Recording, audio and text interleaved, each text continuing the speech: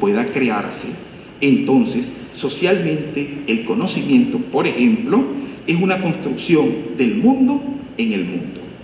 La realidad es una autoproducción en la cual los elementos que la componen se autoconstruyen permanentemente, no desde los elementos aislados, sino desde la articulación de estos en un sistema concatenado y realimentativo. La sociedad misma, en suma, es autopoética, por cuanto su propia organización se autoconstruye a la luz de operaciones que se suscitan en el sistema que la autorregula. Así, las estructuras sociales se construyen dentro del propio sistema social y los órdenes de relación se autorreproducen en el esquema mismo de lo social. En este sentido, la sociedad se construye a sí misma y en su seno construye los referentes que reproducen su sistema y que permiten el fluir de relaciones constantes entre todos los componentes, individuos y relaciones que la constituyen. En esta triada, conocimiento, relación y sociedad, se articula de modo transversal la comunicación, la cual, nos dice Luhmann, contribuye a la autopoiesis de un sistema social, por cuanto genera múltiples comunicaciones desde el mismo acto comunicativo, es decir, múltiples configuraciones de la realidad social desde la particular percepción y expresión de lo social. Bien, continuamos. Luhmann hace una mirada compleja de lo social. Entra en juego, entra en diálogo, entonces, la complejidad de la cual nos hablaba de manera interrelacional la doctora Mogollón, en cuya mirada predomina el valor de los sujetos en tanto individualidades y colectividades autopoéticas y realimentativas. Así, el rasgo diferenciador entre individuo y sociedad se complementaría recíprocamente en las dimensiones de sentido, de lo uno a lo otro y de lo otro al sí mismo. Es decir, en lo otro se suscita un sistema que permanentemente se autoconstruye transformando lo uno y autorreproduciéndose en el sí mismo. Tengo una conciencia social que dialoga con otras conciencias sociales y que en el diálogo se constituye para mí una conciencia social en el sí mismo, en mi actuar, en mi referencialidad y en mi construcción de la experiencia real sostenida desde el lenguaje. Veámoslo a la luz de un ejemplo. En la sociedad hay todo un marco que define el concepto de cultura, la cual no solo se construye a sí mismo, reactualizándose permanentemente desde la tradición o desde las manifestaciones culturales propiamente dichas, sino que es capaz de transformar el conocimiento cultural que tienen sus individuos, quienes a su vez van dialogando constantemente con la cultura para cimentar sus bases de conocimiento y de realidad social. Cuando se suscita tal diálogo, se genera otro circuito autopoiésico, y es precisamente la facultad que tiene esa cultura de autorreproducirse y mantenerse de generación en generación, de autorreproducirse en su propio seno, en lo social y en el sí mismo de lo individual. Vista así, la autopoiesis vendría a ser en el hombre una reproducción permanente de sí mismo. Para concluir esta presentación, pudiéramos definir la autopoiesis, y vamos a hacer la traslación a la gerencia, que es la intención que nos convoca esta mañana. Pudiera definirse la autopoiesis a la luz de tres rasgos fundamentales imbricados o relacionados entre sí: equilibrio y autorregulación. El sistema es capaz de funcionar de manera armónica, de manera equilibrada, donde todas las partes, desde su particular esfuerzo, hacen en suma que funcione el todo. Sin embargo, estas partes no se desequilibran, no se desajustan o no se dispersan. Constantemente se están autorregulando en su propio funcionamiento. La segunda relación es autocreación y autoorganización.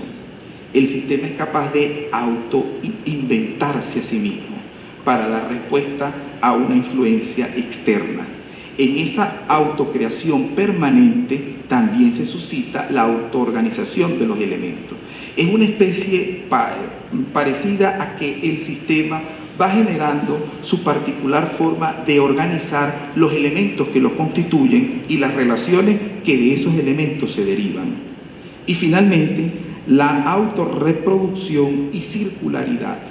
El sistema es capaz de autorreproducirse tantas veces como elementos constitutivos tenga, porque en cada conciencia de un elemento constitutivo está operando ese sistema macro.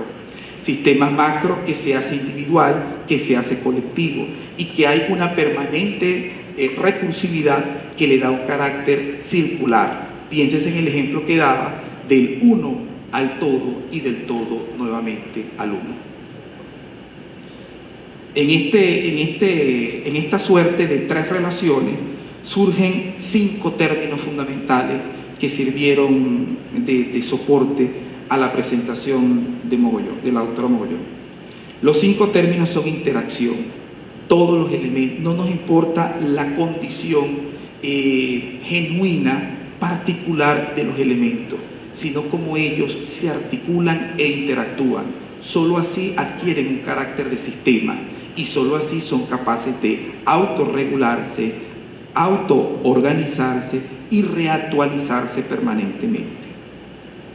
Todo sistema autopoético que desde la génesis de la interacción se organice o se articule en función de esa demanda que establece un elemento con otro, produce una transformación no solo de su propio hacer sistemático, sino del sistema mayor en el que se incorpora. Si trasladamos este concepto, por ejemplo, a la universidad, entonces la universidad, desde sus propios principios, autonomía, academia, investigación, entre otros, va a generar un circuito particular de transformación de sus propios elementos que lo constituyen. Solo si los elementos universitarios entienden que la transformación no es una exigencia externa, sino una exigencia surgida en la propia génesis del hacer mismo universitario, solo se entiende entonces la transformación de estos elementos. Y es la transformación de estos elementos los que generarán una particular visión transformadora de respuesta a la demanda social que realiza la universidad. Algo así como el tan cuestionado concepto de autonomía y de contraloría. La universidad no es un elemento que debe ser controlado desde lo externo. Sus propios miembros deben ejercer la contraloría académica, administrativa, investigativa, entre otras, de la universidad. Cuando se suscite en el seno universitario una cultura de rendición de cuentas desde la propia Contraloría de todos los elementos que a su vez rinden Contraloría con otros y así sucesivamente, entonces la universidad podrá dar respuesta a los elementos externos que demandan de ella, respuestas de actualización permanente, respuestas de inserción a los ámbitos productivos de la sociedad y respuesta a las demandas y a los problemas que en el seno social exigen la presencia de nuestra universidad. Finalmente nos quedan 2 términos, la aplicación y la realimentación. El sistema se autorregula y se autoorganiza, pero no solamente funciona en su seno, él es capaz de trasladarse a un sistema mayor.